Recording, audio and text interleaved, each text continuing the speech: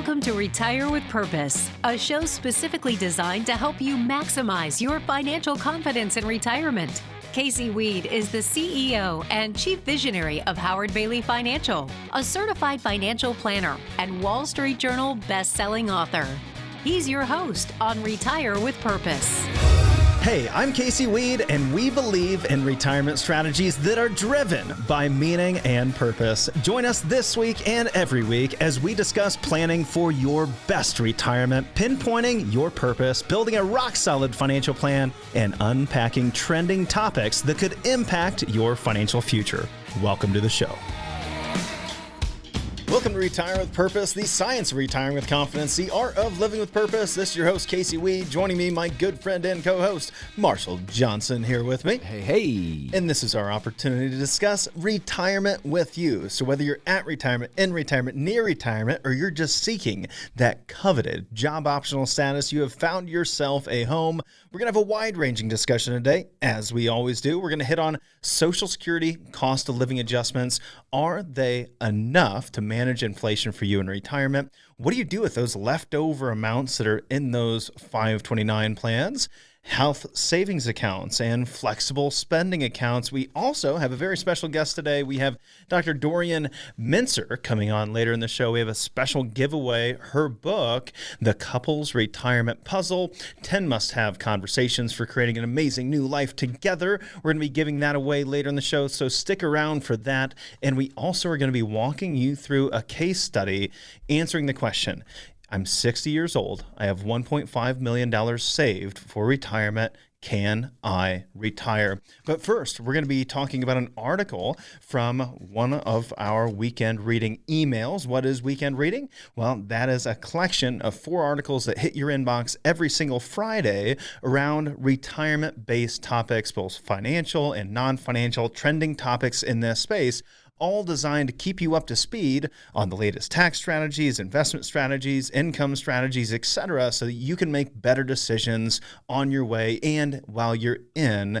retirement. The article we're going to be highlighting for you today is the same one that we highlighted on the podcast. We're going to share it with you briefly here today. If you'd like to get a link to the article, as well as sign up for weekend reading and listen to the full-length discussion, just go on over to retirewithpurpose.com, check out the podcast tab, and you can find a link to the article in the show notes there.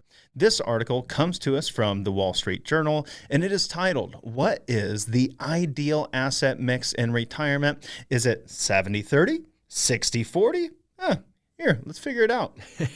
Yeah, this is a great article, Casey, because it definitely something that we get asked from time to time. You know, people are trying to take enough risk to get the returns that they need for retirement, but they need to do it at a level of risk that they can tolerate, and that's different from family to family. Yeah, and the answer always begins with it depends, does it not? It depends. It depends. And that happens more in the financial planning industry, I'd say, than anywhere else, because it really does depend on so many different factors.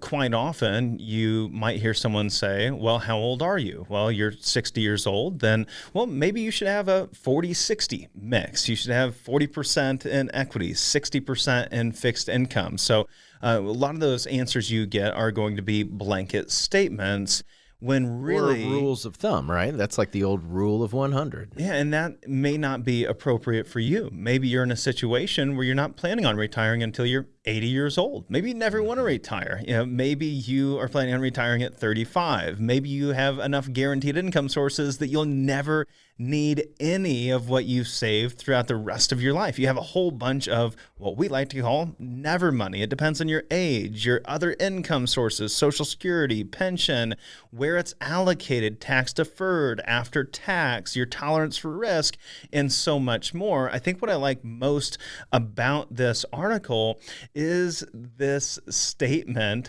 leave well enough alone. If you're having a conversation with your financial planner over, well, should we tweak it from a 70% allocation of stocks to a 60% allocation of stocks, or 60% stocks to 70% stocks? A better answer for retirees who might be wondering whether to pump up those stock holdings or not might be leave well enough alone. Sometimes that very well may be the best answer, Casey. And I like how this article kind of talks about those different variables. I feel like they missed a few things about, making sure you take into account the amount of assets one has in the bank, and do they have extra safe money or liquidity. I'm sure we're going to go through our process during this article as well.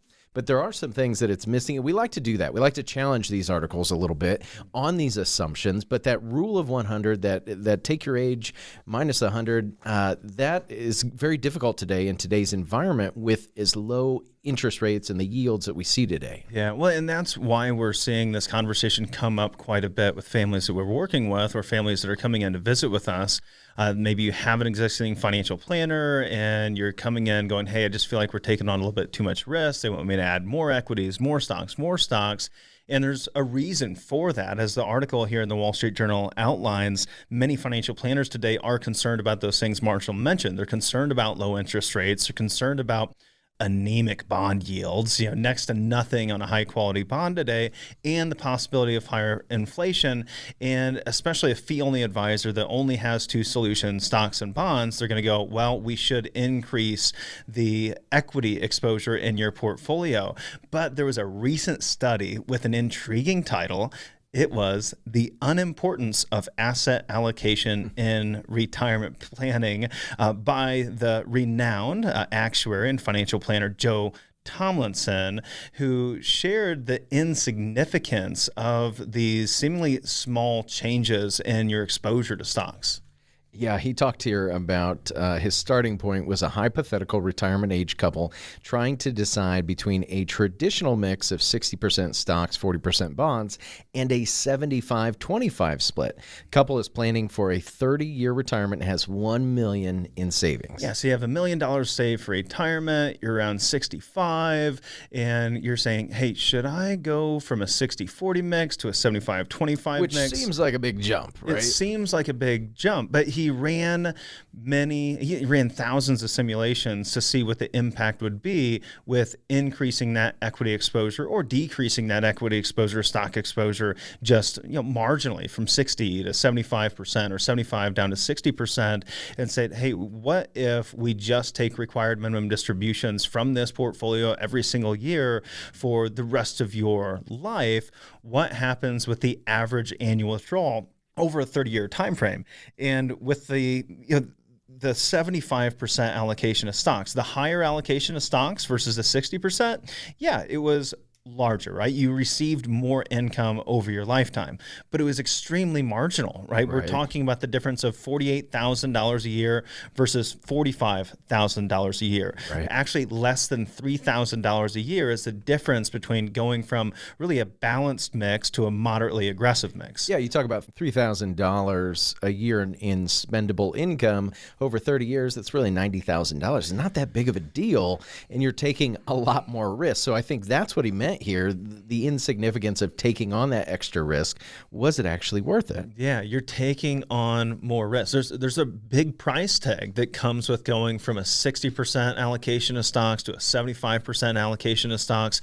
That price is risk. And if we think about what happened over the last 20 years, we had the tech bubble pop, we had the 2008 financial crisis, we had March of 2020 happen, and in two of those instances, the market lost about 50% of its value or more over a fairly short period of time. And if you had a 60-40 portfolio, you would have experienced about a 30% decrease in your annual income, 30% less income every single year. Oof. If it was a 75-25 portfolio, you would have lost about 40% of your annual income. So you're seeing $250 a month in additional potential income by being a little bit more aggressive. Just a little bit more aggressive. You get an extra $250 a month, potentially. It could go the other way as well. And that's really what this is illustrating. You could have a $5,000 decrease in your income in any given year or more. You could have a $15,000 decrease in your income. So you're paying a big price for that additional risk that you're taking on, and you're not getting value, because price is what you pay here, value is what you get. Are you getting value? That's what you have to ask yourself. Absolutely. And I think the challenge here is, what if you needed more than your required minimum distributions? What if you needed, a 5, 7, 8% withdrawal rate at the start of retirement? So everybody's situation, as Casey, we mentioned,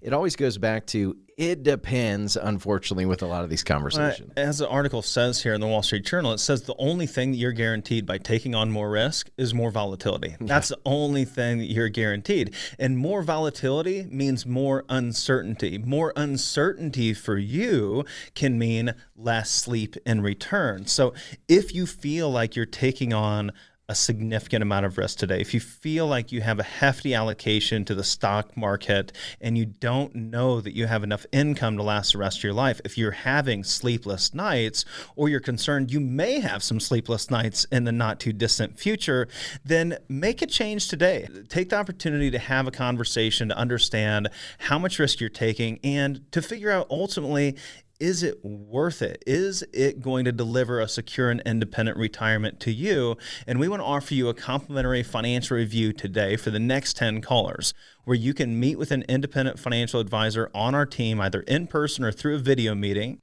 and we will help you determine how prepared you are to handle retirement pitfalls like stock market crashes, the risk of rising taxes, rising inflation rates, rising healthcare costs.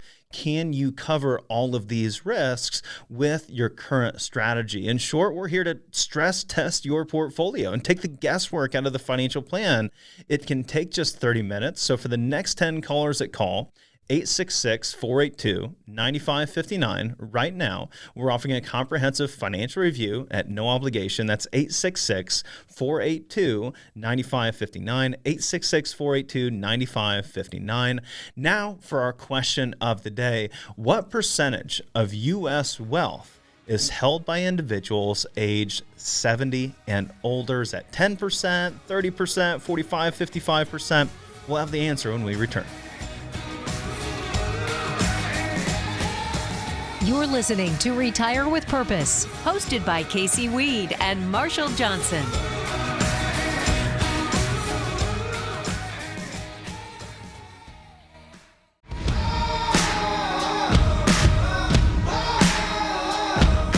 This is Retire with Purpose, hosted by Casey Weade and Marshall Johnson. Welcome back to Retire with Purpose, the science of retiring with confidence, the art of living with purpose. This is your host, Casey Weade. Joining me, my good friend and co-host, Marshall Johnson, here with me. And it's our opportunity to answer the question of the day. So let's test your financial knowledge first. What percentage of U.S. wealth is held by individuals age 70 and older? Percentage of U.S. wealth held by individuals age 70 and older. Is it 10%, 27%, 43%, 56%? Marshall with the answer to the question of the day. Casey, the answer is B, 27%. That's a big number. Woo! 27% Americans age 70 and above had a net worth at the end of the first quarter in 2021 of nearly $35 trillion, according to Federal Reserve data. That amounts to 27% of all U.S. wealth. That is up from 20% just 3 decades ago. Their wealth is actually equivalent to 157% of the U.S. GDP, gross domestic product.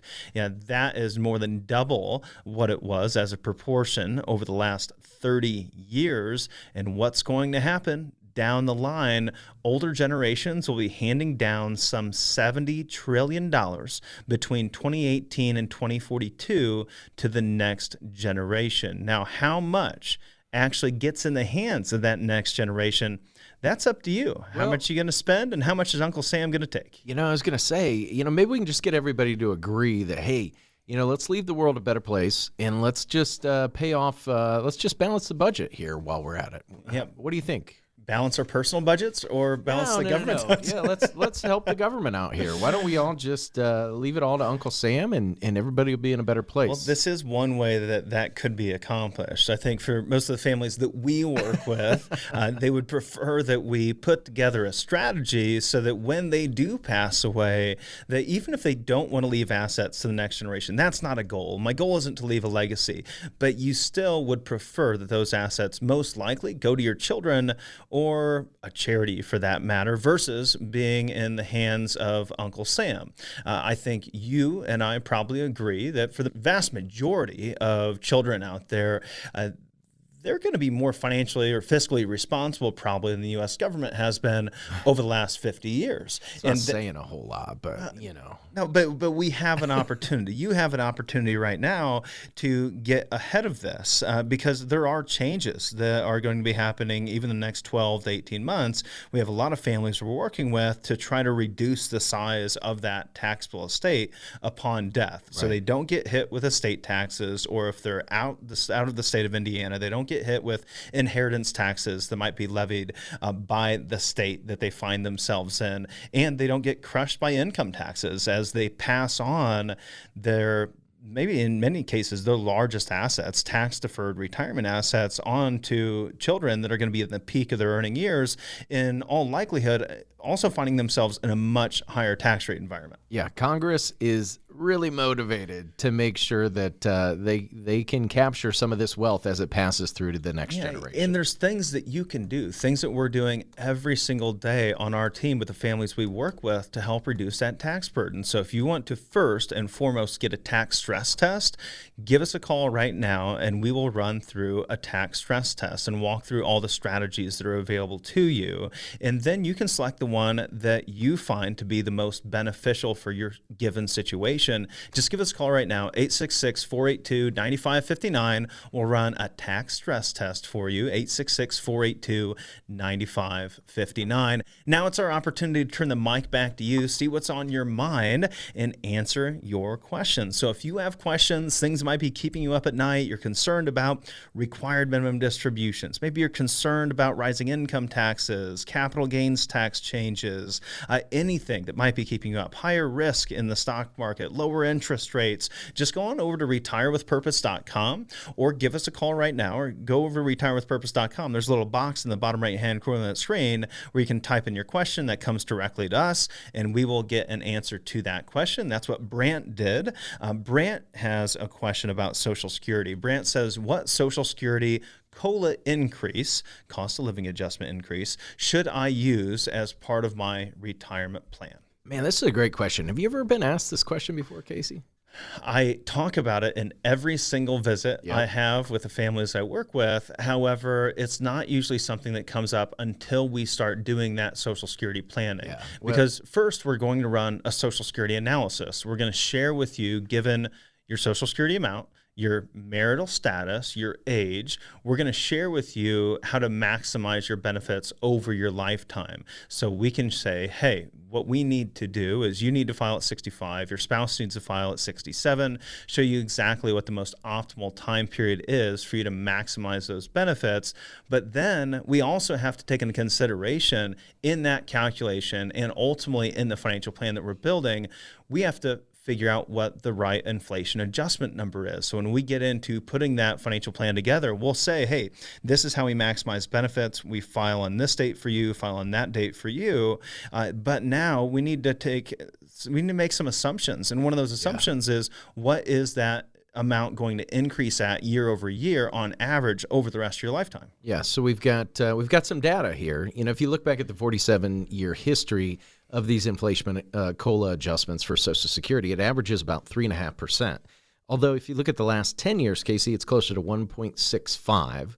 I think we tend to use the more conservative number, 1.65, but that in and of itself still becomes a rather large number 30, 35, 40 years down the road. So with a lot of families that I work with, I'll sometimes lower it to 1%. And then if we're trying to be very conservative, let's just take it out altogether and see how the plan works, stress test things in a number of different directions. Well, I love to do that. I love to, change the variables to figure out how bad can things get and make sure that you're still going to be okay.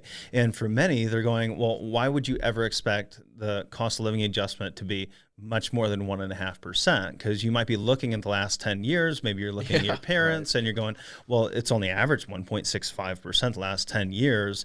And in 2021, we got a 1.3% raise. Well, that's dependent on the year that we find ourselves in and the inflation environment we find ourselves in. If we go back to 1980, it was 14.3% is the increase you would have received in a higher inflationary environment. If we look at the projection from 2022, the projection is expected to be 6.1% going into next year. So we could start seeing some much larger inflation adjustments in the future. But, to be straightforward with your question, I like to use the lower of the two numbers. So I want to look at the last 10-year average, and we're going to go, hey, let's use the 1.65% Social Security cost of living adjustment and just be conservative in case we don't actually experience inflation. But if we do, keep in mind, the plan's going to get a whole lot better. Yeah, absolutely. So great question, Brant. Next up, we've got Jessica, and Jessica's got a question about HSAs and FSAs. She says, Casey, does it make sense to contribute to both an HSA and an FSA while saving for retirement? Well, unfortunately, you can't contribute to both in the same year. You could contribute to them in separate years, but that is part of the requirement of a health savings account. In order to be eligible, there's really two big things you have to have. You have to be covered by a high deductible healthcare plan, and you can't participate in both an HSA and an FSA. So you have those two big requirements. So you can't contribute to both. You could potentially have both, I suppose. There is a scenario that's possible, I suppose. You might have an HSA you had from a previous employer, or you had it for many years, been contributing, and now you have an FSA at your current employer. Let's just say this, HSAs are they have much better features than what you're going to find in an FSA. Yeah, so an FSA is an employer-owned plan, right? So it's through your employer, but you fund it. They may make contributions, they may not, but you're funding it, and then you can't take it with you. So it's more or less use it or lose it, where an HSA, that's employee-owned and funded, and they may or may not make contributions as well, but you can take it with you. It doesn't have to be used over a 12-month period of time, like a flexible spending account, an FSA, and a lot of times individuals get confused between the two because they hear us, Casey, on the radio talking about how great HSAs are, and then they go, yeah, but it's use it or lose it. I did that once and lost $1,000. It didn't work out very good. Yeah, no, an HSA is the most powerful tax-advantaged savings account that you have. So if you have access to an HSA, if you have a high deductible healthcare plan, you're not contributing to an FSA, then you should be contributing to your HSA. If you want to learn more, we did a really popular podcast on this, episode number 42 of the Retire with Purpose podcast. So check us out on iTunes or just go on over to retirewithpurpose.com. Episode 42, we will share with you everything about health savings accounts and how to leverage those also in retirement. If you have questions, things that might be keeping you up at night, you're concerned about required minimum distributions, maybe you're concerned about rising income taxes, capital gains tax changes, anything that might be keeping you up, higher risk in the stock market, lower interest rates, just go on over to retirewithpurpose.com. And there's a little box in the bottom right-hand corner of that screen where you can type in your question that comes directly to us, and we will get an answer to that question. Our final question comes from Carrie. Carrie says, can 529 plans be passed down through a change in ownership and continue to grow tax-free? Absolutely, Rudy Tooty. You can do that. Hey, if the kids don't use the full boat, pass it down to the grandkids or let it tax defer for the next generation. You can change ownership between children, actually. So I had one family where they would fund it, max fund just one 529 every year here in Indiana, and then they would change the ownership, or they would change the beneficiary. The beneficiary every time they would make a tuition payment to the school. So that's something that you can absolutely do. Yeah, we did that with my wife when she was in college. We were contributing to hers, and we would contribute to hers. We'd get the tax credit, pull it back out the next year, use it to cover her expenses for the year. And we had some funds left over. So when we had our first child, we put his name on the on the 529 plan and continued to contribute to that, receive our 20% state tax credit. It's a great deal in the state of Indiana. Make sure you check it state by state. Every 529 plan is different. So you can always change ownership to someone else, which I think is one of the most amazing things about it. But the 20% tax credit's even better. Again, check your tax benefits in your given state, and don't feel like 529 is your only solution. There's a lot of different options out there that we present with the families that we work with day in and day out. You want it at the lowest cost, and you want the best option for your unique situation, because ultimately you're not just trying to secure your own finances today, but also that of your children, and then down the line, you want to secure an independent retirement.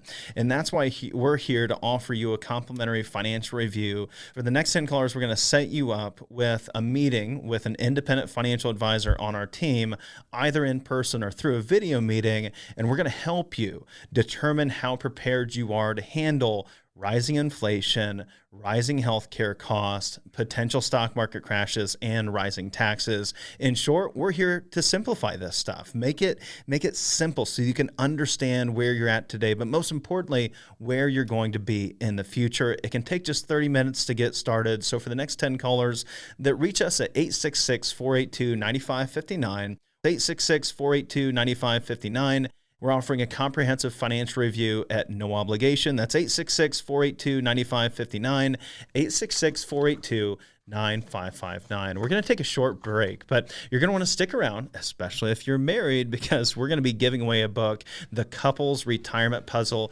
10 Must-Have Conversations for Creating an Amazing New Life Together in Retirement.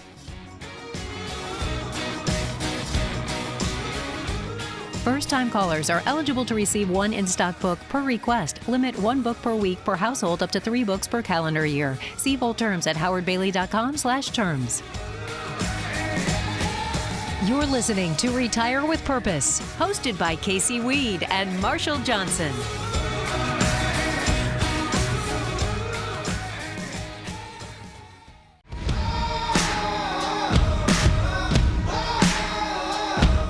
This is Retire with Purpose, hosted by Casey Weade and Marshall Johnson. Welcome back to Retire with Purpose, the science of retiring with confidence, the art of living with purpose. This is your host, Casey Weade. Joining me, my good friend and co-host, Marshall Johnson, and we have another very special guest for you today. This is Dorian Mintzer that's going to be joining us here shortly. We interviewed Dorian in episode number 240 of the Retire with Purpose podcast. She is a retirement coach, consultant, and therapist. She utilizes her expertise in adult development, holistic life planning, and positive psychology to help individuals navigate their second half of life and revolutionize the idea of what it means to retire. She had a near-death experience she shared with us during our interview in her 20s. Ooh. She became a mom at age 50. She is just on a mission to transform our outlook on aging. And she discussed how to maximize your bonus years, live in the now, and make the most of this time with your partner, as she discussed in her book, The Couple's Retirement Puzzle, 10 Must-Have Conversations for Creating an Amazing New Life Together. We're going to have some copies of this book to give away later in the show, so stay tuned to find out how to get a free copy of your own. We're going to kick off by sharing a soundbite from our conversation where we asked Dorian why she refers to retirement as your bonus years and how the concept of aging is in the midst of a paradigm shift. I like the idea of bonus years, which will probably change in time because it will be just sort of what is. Now it's new. It's the paradigm shift that people are living longer, and that if, as I said before, if you reach the age of 62 or 65, the more kind of traditional retirement age, the likelihood is, the expectation now is that you're going to live probably into your, 80s and 90s. In my parents' generation, that was the exception. Now it's the expectation. And there's a statistic that I always like to share, so I'd like to share it with your listeners, that there's some research that says by the time we're 65, It's 30% genetics, and that's real. There's some genetic issues you have, but 30% genetics, 70% are things we can have some control of, like nutrition, like exercising our body and brain, like spirituality, like meaningful relationships, being part of community, connection, engagement, and purpose and meaning. These are all things we can have control of. So, my hope for people is, and that's part of why I like to think about it as bonus years, it's really an exciting time. And we didn't have that in my parents' generation. We have that now. And it really just may be a given, as our kids or our kids' kids also grow up, that it won't be the bonus years anymore. It'll be just a given. But right now, I still think about it as the bonus years. And so I focused in my TEDx talk on embracing those years as a time to grow, learn, and explore. Again, with that notion, it's not all downhill, because that's what people used to think. People used to sort of think it was like this expired, kind of date on our forehead, and we were just waiting to die. It's not that way. I mean, it could be that way if you have a negative attitude, but it doesn't have to be that way. There's actually a study out of Yale, Becca Levy, who's a psychologist there, that a positive attitude about aging can actually give you 7.5 more years of life. Whoa, 7.5. Yeah, just by not being a sourpuss. Jeez. I mean, look at that. That's 7.5 good more years of life by showing up with a positive attitude during a major life transition and entering those bonus years. And Dorian had a unique take on life transitions as a whole. She studied life transitions for a good portion of her career. She shares that there's a beginning, an unknown period, and an end. And she shares with us here how to understand which transition might be most challenging for you, the beginning, the unknown period, or the end. If you think about it, all of life is transitions. We transition when we're born. We transition when we go to school. We transition when we get a job, when we get married, if we get divorced, if the spouse dies. And retirement is also a transition. And I find it a really helpful concept to think about, because all transitions have an ending, a period of unknown, and a new beginning.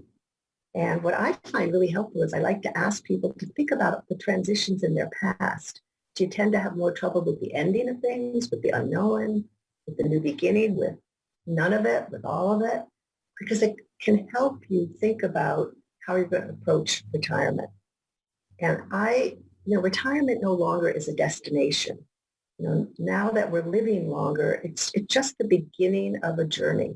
So I like to think about, and I think many, many people are now thinking about retirement as a transition. So I think if one thinks about it that way, you can inform yourself with how you've dealt with transitions in the past. And that may help you know, is it going to be harder for you, when your full-time job ends? Is it harder for you when you haven't quite decided what are you retiring to, and what's next in your life? Or is it harder for you to just start something new? And it may not be hard for any of it. It may be hard for all of it, but I think it's helpful. But I also do think it's helpful to think about these retirement years as a transition. Well, in the end, Dorian and I landed on the unknown period is the most stressful time frame for most, because as humans, we don't like uncertainty. And this is why it's so important to start planning prior to retirement. If you're ready to start planning for your retirement today, give us a call right now, 866-482-9559, 866-482-9559. Next up, during our interview with Dorian Mintzer, she explains why it's important to get comfortable with spending your money and being upfront regarding your estate plan and whether or not that includes an inheritance for your children. And I think what I find to be hard sometimes with some of my clients that are older is to recognize that it's important to allow themselves to spend it on themselves. For so many, the idea is, well, I've saved it because I want it for my children. And they sometimes then don't let themselves do some things that would really give them some joy. And I know it can sound harsh, but I sometimes say to people, you know, maybe there won't be an inheritance for your children. You know, it's important that you take care of your healthcare needs. It's important that you take care of, being able to make the most of the life you have. And if there's some left, fine. But I do think these are important conversations to have with adult children so they're not living their life expecting, well, I'm going to get this inheritance from my parents. And many will, and it doesn't have to be an all or none, but those are important things to talk about.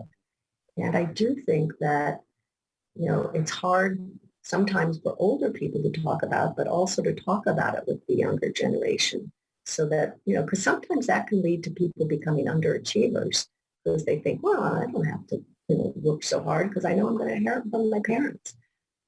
So it can be complicated. That's why you have such an important role in people's lives. So next up, I can't wait to share this clip with you. This is one of my favorite takeaways. I walked home after talking to Dorian. Well, I actually drove home. But when I got home, I immediately had a conversation on this point with my spouse. So if you're talking with your spouse about retirement, you want to get on the same page, or really anytime you're communicating with your spouse, here is a great acronym for you. It is BLAST. And I'm going to let Dorian explain to you exactly what that acronym stands for. BLAST, B-L-A-S-T. I do say that it's like in a dance. One person can take the lead and you can hope the other person follows. It doesn't always happen, but, I think it's important to, say, I'm thinking about this stage of life more and more, and I'd like us to talk about it. The first part of the book actually focuses on communication. Because as I said, we saw these studies coming out saying couples aren't talking. So the whole first part of the book is Communication 101. So we have this acronym called BLAST, and we say, have a blast when you're talking. So it's a B-L-A-S-T. So blaming gets in the way. So to the best of your ability, use what are called I statements. I'm thinking about, I've been wondering about, I'm curious about. And try to avoid you statements like you don't, you do, you never. Even if it's not intended, you statements are blaming and shaming. And if you feel blamed and shamed, I know if I feel blamed and shamed, I get defensive, I get reactive. And so if somebody feels blamed and shamed and they get reactive, and then you get reactive, and we have this dance of being reactive with each other. So blaming gets in the way. Use I statement. Listen without interrupting. None of us are born good listeners. In my field, in your field, we have to learn, how to actively listen to people. And I think couples need to do that too. It's so easy, particularly you've been in a relationship for a while. You hear the first few words and it's like, oh, I know where this is going, and you're already thinking about your brilliant response. Now, you might be right. You might know where it's going, but you could be wrong. You really need to check it out. So, it's really helpful to listen. And there's a little technique called mirroring where you can just, before you respond, you can repeat back what you hear and say, this is what I heard you say. Is that accurate? And sometimes you heard the first part and you missed the second part, or maybe you remember the second part and you missed the first part. But we all want to feel heard. And it can really help in conversation. So it's listen without interrupting, and really actively listen. So blast. In your next conversation with your spouse, have a blast. Blaming gets in the way. Listen without interrupting. Agree to disagree. Don't make assumptions. Set a safe space for a discussion and set a time. How long are we going to have this discussion? If you're getting ready to have one of those discussions with your spouse, I have a great piece for you right now. We partnered up with Dr. Dorian Mintzer to offer copies of her book, The Couple's Retirement Puzzle. 10 must-have conversations for creating an amazing new life together, free to you right now. This book reveals the key conversations you need to be having before retirement to ensure a rewarding second half of life together. It includes engaging anecdotes as well as helpful exercises to strengthen your relationship. So to claim your free copy of The Couple's Retirement Puzzle, call or text the word puzzle, Puzzle, to 866-482-9559. Again, call or text the word puzzle to 866-482-9559, 866-482-9559. We'll be right back after the short break with a little case study for you. First-time callers are eligible to receive one in-stock book per request. Limit one book per week per household, up to 3 books per calendar year. See full terms at howardbailey.com/terms. You're listening to Retire with Purpose, hosted by Casey Weade and Marshall Johnson.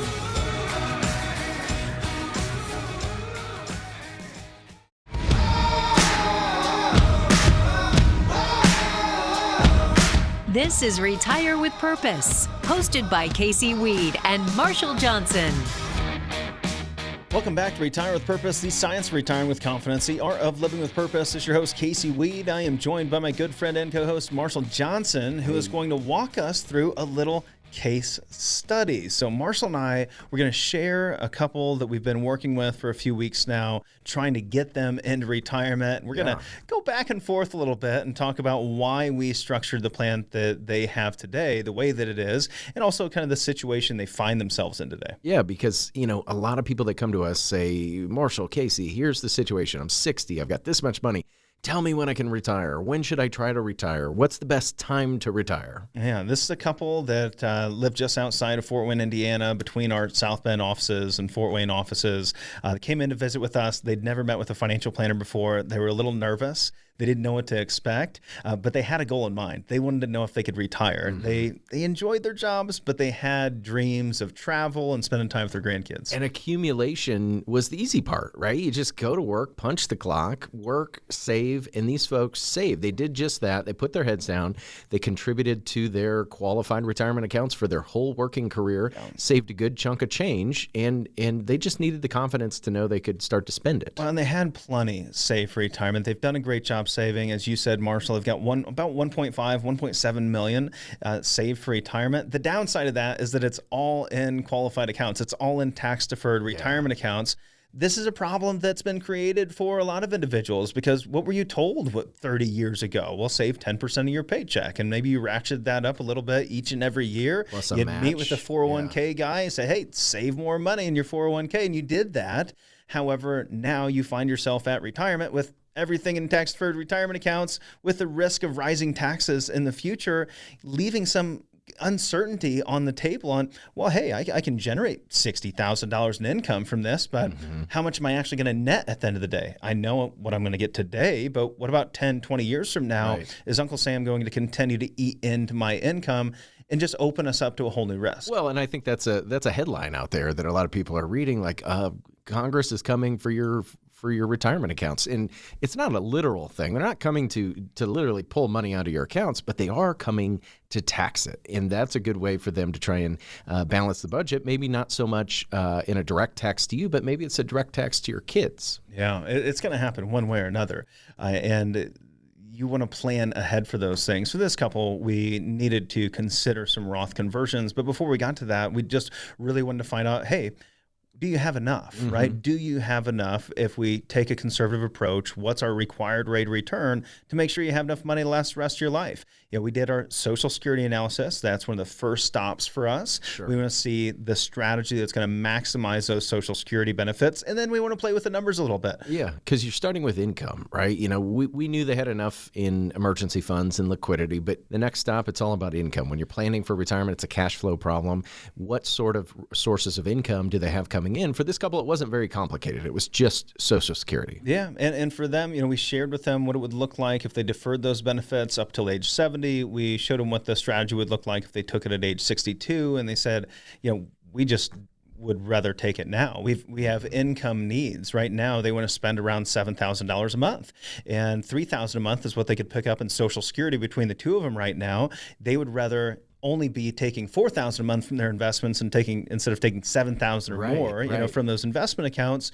So they took their Social Security, and they were lucky enough to have a pension, not lucky enough to have it be a big pension. So they're only getting $70 a month in a pension amount. So they have very little guaranteed income. Yeah. Okay. Well, I missed the pension, but $70 a month. So that's nice. That'll get you something. Yeah, get what to eat once in a while. Every little bit helps. So we know what their income situation is. We know how much they're going to receive from Social Security. So now you're solving for the gap. You said that their expenses, their net expenses were $7,000 on a monthly basis. So we're solving for the gap.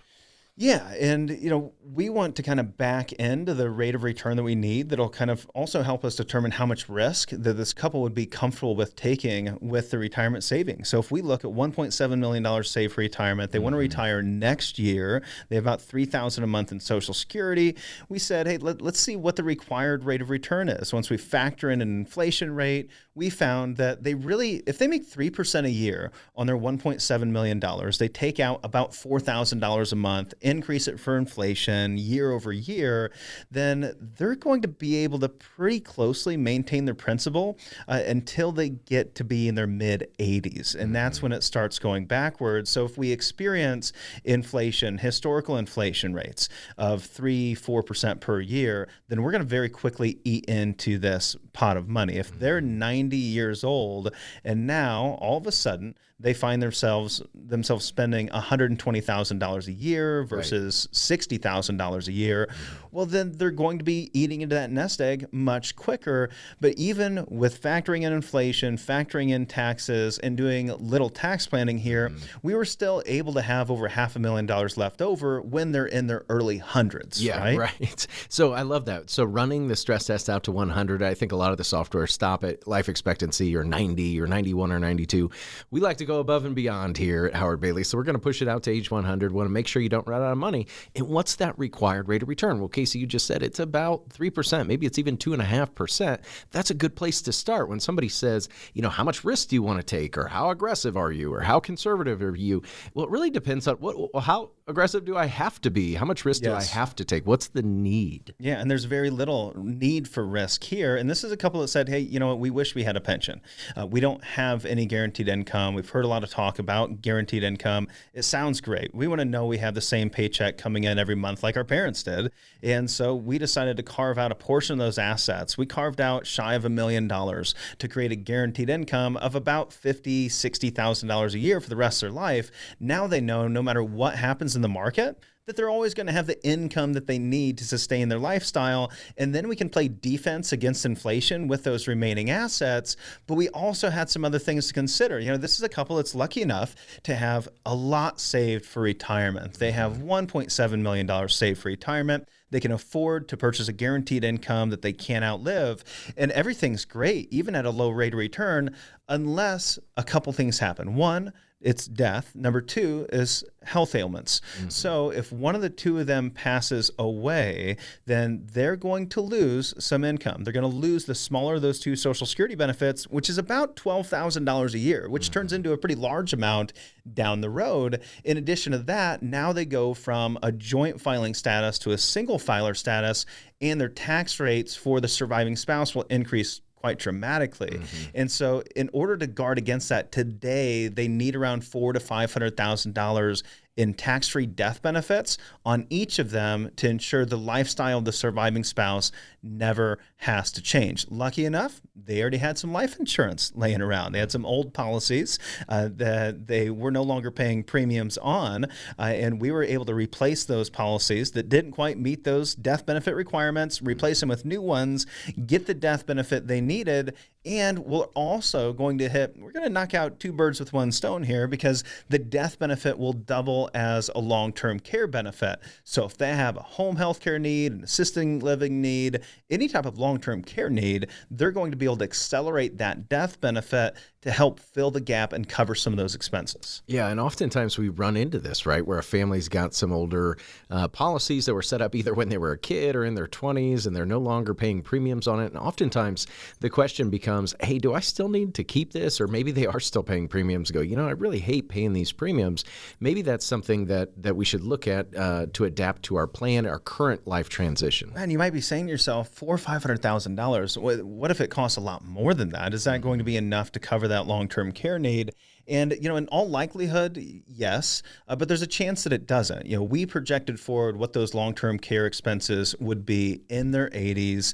And, it'd probably be somewhere between $700,000 and $800,000 if they need 4 years of care, each of them. And so if we have a $500,000 death benefit, there's a gap of maybe $200,000, $300,000 for each of them. And they had an option. We said, hey, here are some options to help fill that gap. We can increase the benefits, or you can take on the risk and say, no, we'll just pay for those expenses out of pocket if we use up all of our death benefit. And that's what they chose to do. So I think what's really important there is we're walking through each one of those risks. We're walking through the market risk. We're walking through the tax risk. We're taking a look at spousal continuation risk, so the death of a spouse, and we're considering healthcare costs as well. But we're knocking each one of those risks out systematically, one by one. We've prioritized and presented options. We've presented options to this family, and then they can ultimately customize the plan to their own needs and desires. Yeah, that's absolutely right. And I think that's the most important part of what we do is it's very customizable. So Casey, as you touched on, this was the plan that worked best for them, but we spent hours kind of going through 2 or 3 different scenarios, each with varying degrees of risk, pros and cons. It's not that there's one perfect plan for each and every family out there. It can be built a number of different ways. You're trying to do that in a collaborative process that works for everybody. Well, and not everybody's right for that process. This couple, they really understood. And we talked a little bit about home ownership, and they were looking at buying a home as they stepped into retirement, and they're taking time on that decision as well, right? It's a major decision when they decide to go out and buy a new home. They're going to sell their home. They're going to move to a new home, and they have to consider, do we want to live here? Do we want to live out of state? Do we want to have 2 homes? And they're taking time and having a lot of conversations about that decision to make the best decision. They're not just running out and buying the first home, just like they're not running out and stepping into retirement blindly. They want to have some good conversations to make sure that they're on the right path so that they can have the secure and independent retirement that they're hoping for. And that's why we're offering a complimentary financial review for you right now. The next 10 callers that give us a call, you'll have the opportunity to meet with an independent advisor on our team and walk through this process. Talk through income planning. How do you create an income that you can't outlive? Talk through taxes. How high can taxes go? And do you have a tax strategy that will minimize Uncle Sam's cut? Talk through spousal income continuation and major long-term care risks.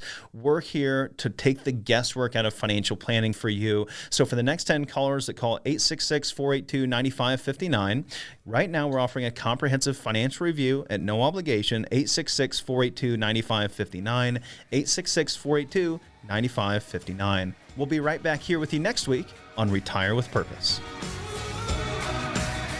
You've been listening to Retire with Purpose, hosted by Casey Weade and Marshall Johnson.